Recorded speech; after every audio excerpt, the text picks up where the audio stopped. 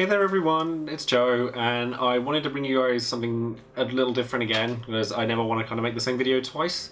So I've not done a deck profile this time in Final Fantasy. This time I kind of want to show you kind of my deck building process, because when I build any deck, I always think about kind of the most prevalent cards in the meta, or things that I think are important that counter a lot of heavy strategies, and therefore I want to share that with you guys so that you guys can then build up on things yourself and kind of bear the same things in mind when you're building them.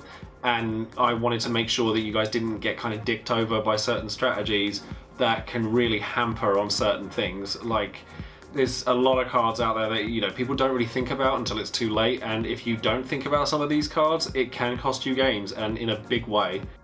Now, I'm only going with 10 cards here because I think that it's important to kind of keep it fairly narrow, because I could go off and name like 30 if I wanted to, because there's a lot of cards that people need to bear in mind when they build a deck. But I've decided to go with 10 and maybe a couple of honorable mentions at the end. But these aren't in any particular order. I haven't, done this as a ranking system or anything. I don't think that there is a best card in the game right now, though. I mean, there's a lot of different strategies. Personally, if I were to ask me what the single best card in the game was right now, it would probably be the Aerith, purely because I think that any free card that can do quite as much as she does is a card definitely worth keeping an eye on. But without further ado, I'm just going to get straight into it, and then I'll explain why I've picked these cards as I'm going. Now, the first card on my list here is Guy, and if you are an ice player, you really need to make sure you look out for this card, because it can single-handedly steal games from you if you're not careful. It does that because Ice's entire strategy tends to revolve around dulled cards, and Guy cannot be dulled. It just can't happen to him. Unless, there's a controversial ruling going around as to whether he interacts with the Ultimecia in such a way because he enters the battlefield dulled because he hasn't had time to have his effect be active in order for Ultimecia to be played, but that remains to be seen. We haven't heard anything from the creators yet, so I kind of would wait on that as an anti-play for him. But for the time being, I think that the best way to deal with him is to either make sure that you've got something that's straight up bigger than him, like Kuja, Laguna, there's all sorts of other things, particularly in Ice. Make sure that you're playing cards that increase the power of your guys like Maria. You can make sure that you've got a combat trick that's better than having Brave, and I like to think that First Strike on the blocking is just straight up better than Brave is. And so if you've got Sephiroth, who's probably the biggest First Striker we have on blocking right now, that's a play. Or you could just outright kill him. There's lots of ways of killing him. You have Odin, you have, burn spells like Lulu. Good burn spells, not, don't try and rely on chip damage, because it will end up being a bit of a pain in the backside, and you'll see why as we get further down this list. But for now, I think that if you're going to play Ice, then the reason that Guy is the first thing on my list is because I want to make sure that Ice players are well aware of this card's existence, because it can win you games. It can lose the Ice player a lot of games, and it can win the player who's playing it games on his own, and any card that does that is definitely one worth looking at. Speaking of cards that dick over kind of the burn strategies, Minwoo is the next card on this list. Now, Minwoo is a pretty controversial card, or it was at the start of the game, and I sat there and there were even people sitting there calling for this card to be banned, and I think that's ridiculous, honestly. I don't think anything with one set needs to be banned ever in any new game. But that being said, Minwoo is a very, very strong card, and it's definitely something you should keep in mind when you're building any deck. Fire really suffers from this card, and I think that Minwoo really makes it hard for any Fire player to do much, honestly, because the summons all do chip damage, unless you're playing Bahamut, which is too expensive for its cost. A lot of its backups do chip damage, and none of that matters if you're playing Minwoo. However, there are ways around it, and the best way of getting around it is Hecate here. And I looked up the pronunciation for Hecate here, and I'm pretty sure that's right, so do correct me if I'm wrong. But I think the reason that Hecate is much, much better than any other backup removal, but that being said, any backup removal is good against Minwoo, is because Hecate can't target Yagg Rosh, which is a card that allows the water player, because they're both water cards, to redirect the destruction from either Archer or Sephiroth onto itself instead of Minwoo getting destroyed. Hecate can only target things that cost 3 or more, therefore it can't target Yagg Rosh, therefore it's not a legal thing to redirect it to, so you're going to destroy the Minwoo. Just be very aware of backups in your opponent's playfield, because if you don't, they will overrun you and you will lose. make sure you should try to make sure you have backup destruction in every single deck you can. Moving swiftly on from Minwoo is actually its biggest counter, which is Hecate. Now, Hecate should be played in every single Earth deck. There is absolutely no reason not to run 3 of this card. It can put you so far ahead if you're already have the advantage, and it can pull you back into the game when you're at a disadvantage. Then, because it's a summon and it's not very easy to get around, there's not many things that players can do to interact with it. But there are things that countermeasures that you can take so that Hecate doesn't just ruin you outright. The first thing is an actual counterplay to it, which is Summoner, and only Ice gets this, but it's the only effect in the game that outright cancels an effect. But it only works on summons. So if you're playing, say, Water and Ice, and you have a Minwoo out and you want to protect it, you can use both Yargrosh and Summoner to make sure that it doesn't die. Now, in my opinion, I think that's putting too much effort into Minwoo, but people might want to do that. If you haven't got access to Ice, you can get around Hecate simply by making sure that your best backups, are 2 cost or less. There are some amazing 2 cost backups out there. I keep saying forwards instead of backups. What's up with me today? Tama is a fantastic example of it. She's just an extraordinary card. You also have Red Mage, Time Mage. There's tons. The other thing that you can do is if you are going to play cards that have high costs, make it so that they have a strong effect when they enter play and don't do a lot else, so that they make sure that you've kind of gotten what you need to out of it by playing it. I mean, if they have effects when they come out, after they've come out, that's obviously better. But cards like Mustadio are really, really good on the EX burst or when you play them. And obviously, if Hecate's only real target is Mustadio, then it opens it up for you to then play another one and blow something else up. So it makes the Hecate player have to think a bit more before playing it. So while I think that every deck has to have backup destruction in their deck, equally every player has to prepare for backup destruction in their opponent's deck. So just try and think about that before you build your next deck. Now, this next card is one of my favourite forwards in the game, and it's also one of my favourite characters in Final Fantasy history, and it's Sedan. And honestly, if you don't think about this card when you're building your next deck, he will just be a sneaky little bastard and will just steal all the damage from you and just kill you on his own. And the way to get around this primarily is just to make sure that you don't play every card in your deck be some massive guy. You have to play smaller guys, not only to get around Sedan, but just because you want to stay on a curve when you build any kind of deck. But that being said, there are some low drops that are better at dealing with Sedan than others. The Common Deleter is actually a very, very strong card that very few people play right now because he's a 7k blocker for 2. And that gets around not only every other 2-drop in the game without some sort of additional effect, but it gets around most 3-drops as well. And that's something that people should bear in mind, and that definitely is not something that Sedan can crack. And because he has this game is hexproof from Magic, he can't be targeted in any way, shape or form, you have to use blanket effects in order to kill him. And Shantotto is a very, very good method of dealing with him, as is Cloud of Darkness. Shantotto obviously gets rid of everything on the board and removes it from the game, you'll never see it again. Cloud of Darkness makes it so your opponent has to pick between Sedan or anything else that they might have, because Sedan in Wind tends to need other support because Wind doesn't have that many good forwards right now. But, that being said, you want to make sure you get rid of everything at once. So Shantotto is preferable to Cloud of Darkness in this situation, but obviously not everybody's playing Earth. There's a neat little trick that Light Cloud can do, actually. There's a lot of blanket kind of removal effects, but I think that Cloud is the best person to do this. A, because he has an additional effect that he doesn't just burn things, because as we went over with Minwoo, that's not an ideal play. But the fact that his Meteor Rain S effect does 4,000 damage to all of your opponent's creatures or forwards and not 3,000 means that even if Sedan is buffed by Maria, which is the backup that boosts him by 1,000, you will still kill him. And it means that Cloud is a straight up counter to Sedan and most other things, actually. Cloud is just a very, very good card. He gets an honorable mention at the end of this video just because there's not an awful lot that counters him outright. He's just really good, and there's, anything that can kill a forward can deal with him, but, we'll get to that later. In a similar fashion to Sedan, I've put Lan on this list because he is a little bit trickier to deal with than Sedan in a different way. Now, the main reason that Lan can be a pain in the butt is because of his sister, whose is also his Searcher. Now, I kind of underestimated how strong this effect was, but giving him 1000 as an kind of instant speed thing is a really, really powerful effect, because the only thing that can reliably block Lan is something that is also 7k. And if he then boosts it by a k during the time that he's been blocked, you then lose your guy and Lan stays on the board. So in order to deal with that, you kind of need to get around it in different ways. First thing you do is just kill it. Just use like Odin or something like that. Brynhilda could probably do it, although Rain might boost him and that'll save him, because that combination is actually deceptively strong. Lan is really amazing on his own, but Rain does make him even better. Or you can use things like Laguna, because Lan does have to attack. He has to dull himself. So therefore, if you can prey on that by using Ice's strategies, you actually have a really, really strong lead against him.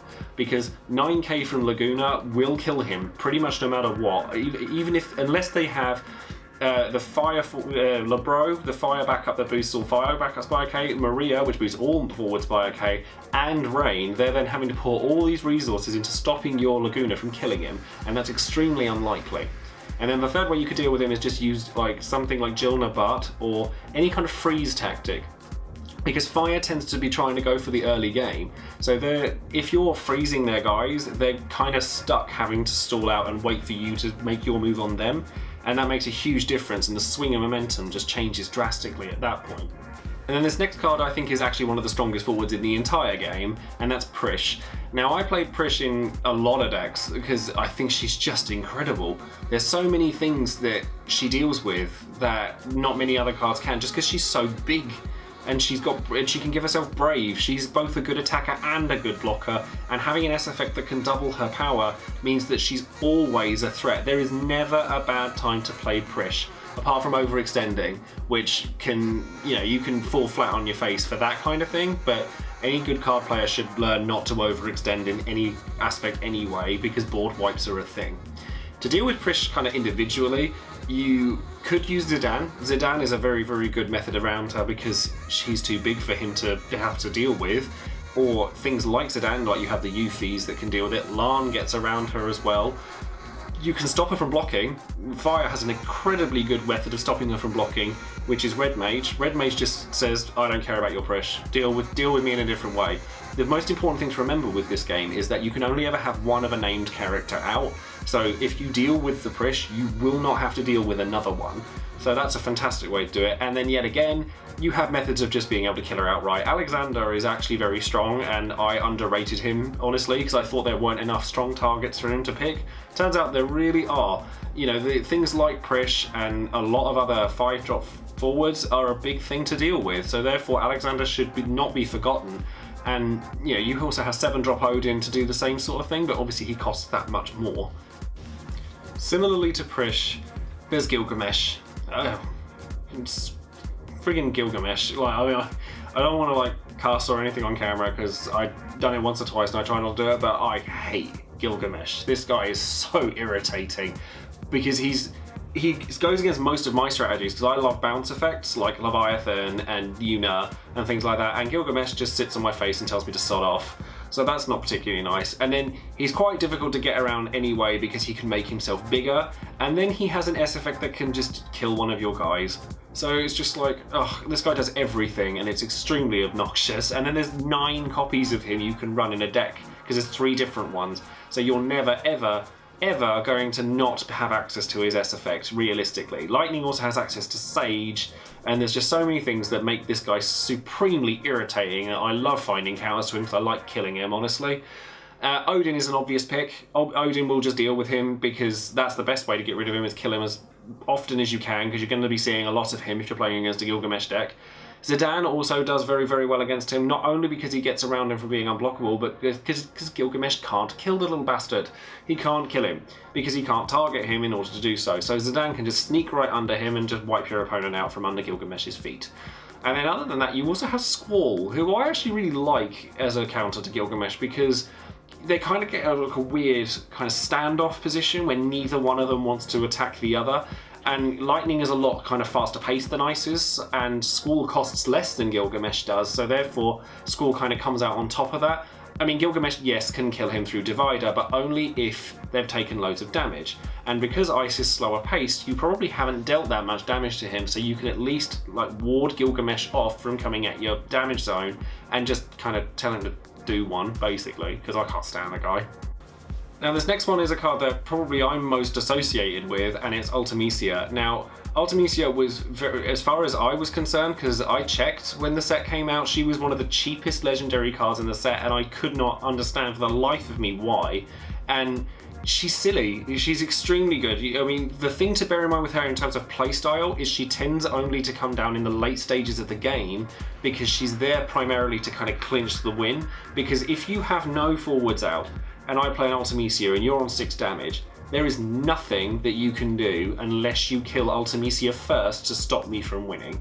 That is the primary thing with this card. So therefore you have to make sure you have ways of getting around Ultimecia in order to stop the control player for water winning as, you know, almost a guarantee if you're on a high amount of damage.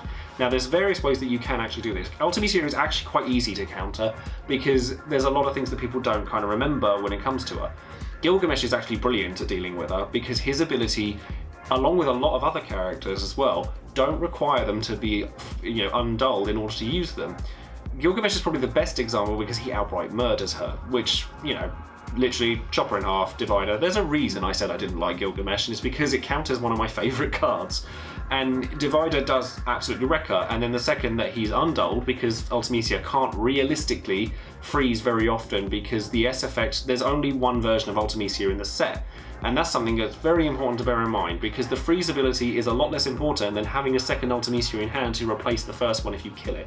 So Gilgamesh is brilliant at this because you can obviously keep spewing out Gilgameshes and you've got a lot more Gilgamesh than they have Ultimecia, so just keep doing it. And then you can also use Fairy or Sylph as a really, really cool way of kind of tricking your opponent into attacking with you.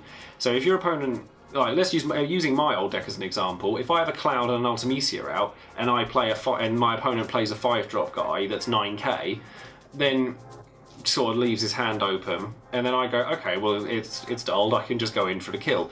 Go in with Cloud, and you go in response, Fairy, undull my guy, draw a card. My guy's bigger than yours. Block it. Your guy dies. And you go, ah, that's a problem. And then the last one, again, Alexander. You know, I think that there are a lot more targets than I gave it credit. You know, Laguna is very popular at the moment. Ultimecia is very good. Prish is very good. Garland might be very good. There's a lot of good targets for Alexander. And honestly, Ultimecia is a extremely powerful card in the right hands. And yes, I mean, you could say that anyone could run her, but there's a lot of ways to counter her. And I think that anyone who thought that my deck or any deck that involves Ultimecia is difficult to beat is a lot easier than you might think.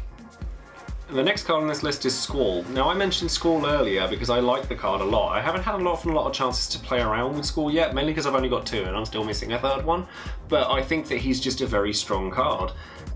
He deals this damage from his effect before the damage step. He gets it when he declares his block. So anything smaller than him, he kind of has like a pseudo first strike. He just outright kills anything that's 6k or lower without having to even go into combat with them. Or anything that's bigger than him, he can trade off like his 3 cost for something that's even a 6-drop and just straight up kill it. And if he gives himself first strike, he might even survive the whole thing. For a 3-drop, he's got so much value, and he's definitely a card that a lot of people will be playing, so therefore he's a card that you should be thinking about. In order to get around him, I think that Red Mage is a fantastic way of getting around him, because if he can't block, he can't do an awful lot to stop you from smacking Ice's face in, and that they don't like that. One of the best ways around Ice and Water is just to out-aggro them. This actually works for Ultimecia as well. You can just get to their face before they can get a wall to stop you from doing anything. And then the other thing you can do to get around Squall is Minwoo. Minwoo is very, very good because his kind of damage is still burn damage. Yes, he can still kill the smaller guys, but if you've got something bigger, he can't physically. He's just a 6k possibly first striker at that point, and that's a lot weaker. Although you just have to be careful with Minwoo on that front, because if you have a smaller guy, he can redirect the damage to that and still kind of just get rid of one of your guys, but it does hamper him quite efficiently. And then lastly, it's Aerith, who, again, I honestly believe that Aerith is one of the strongest cards, if not the strongest card in this game right now, because she gets around everything. And she's free, and then, you know, if Squall goes in to attack you and you block, you're completely dulled out, and then you have an Aerith there, you can just go, okay, now all my guys are undulled, I block you, all my guys can't be targeted, so now you're just a 6k first striker, possibly. And that's the best that you've got. And I think that, you know, using Aerith to get around Squall is actually an extremely strong play, but Squall is just a very strong card. He's not quite, you know, the same sort of strong as things like Cloud or Shantotto, but he's just very, very good. And therefore you should be thinking about these cards before you start building your deck and think, can I get around this? And the last card that I've put into this list, like with any kind of full explanation, is another card that I absolutely loathe, and it's Riku from the starter deck. And it seems to be the starter deck's cards that I really can't stand because they're just extremely good. And it's not that I don't dislike them because I think they're bad, I dislike them because they dick me over, basically. Riku is very, very mediocre until you start getting her friends out. And for me, any kind of card that refers specifically to other cards, I kind of write off and I go, oh no, that's not very good because you have to have this, that, and the other out. It's shockingly easy to end up with the gull wings out all at once, and it's really friggin' irritating when it happens because you end up with a 10k untargetable chick who just comes for you and does horrible, horrible things. If there's a Maria there, it's even worse. And there's like loads of combat tricks that Wind Water or Wind Earth can play, and it just gets really aggravating really fast. Now, in order to get rid of Riku, I came across a couple of decks that ran Riku while I was playing the Save the Queen deck, and that was obviously an Earth deck. And I built that deck partially to deal with Wind Water because I knew how popular it was. Shantotto is a fantastic way of dealing with that deck because in order for Riku to be any good, she needs her friends out, and Shantotto can easily just wipe them clean. It doesn't target Riku, so it can get rid of her. Cloud of Darkness also works, albeit not quite as well, but Cloud of Darkness is a perfectly adequate solution as well.